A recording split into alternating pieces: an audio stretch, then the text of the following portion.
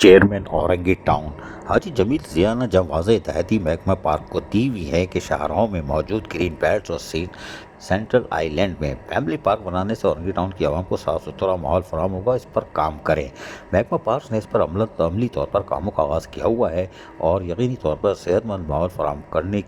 کی جو ان کی ذمہ داری ہے اس کو پورا کر رہے ہیں، اور گرین بیلٹوں کی تزئین و آرائش کا کام جاری ہے اور پودے ماحولیاتی آلودگی کو ختم کرنے کے ساتھ ساتھ ماحول کو خوبصورت بنانے میں یقیناً کامیاب بھی ہو رہے ہیں۔ چیئرمین حاجی جمیل ضیاء نے بھی واضح طور پر کہا تھا کہ اگر یہ محکمہ پارک اس کو تیار کر دیتا ہے تو اورنگی ٹاؤن کے لوگوں کو ایک صحت مند ماحول فراہم کرنے اور بہتر سفری سہولتیں میسر آئیں گی، اور سینٹرل آئی لینڈ میں پارک کی تعمیر سے اورنگی ٹاؤن کی عوام یقینی طور پر خوش بھی ہوگی۔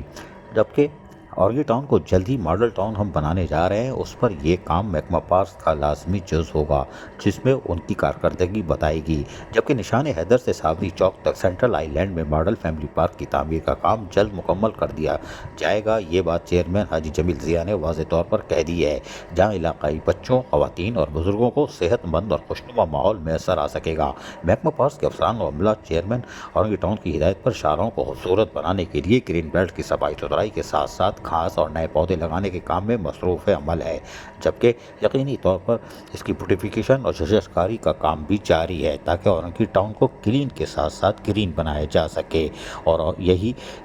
ہدایتیں ہیں حاجی جمیل ضیاء چیئرمین اورنگی ٹاؤن کے، جو کہ خود بھی ان کاموں کی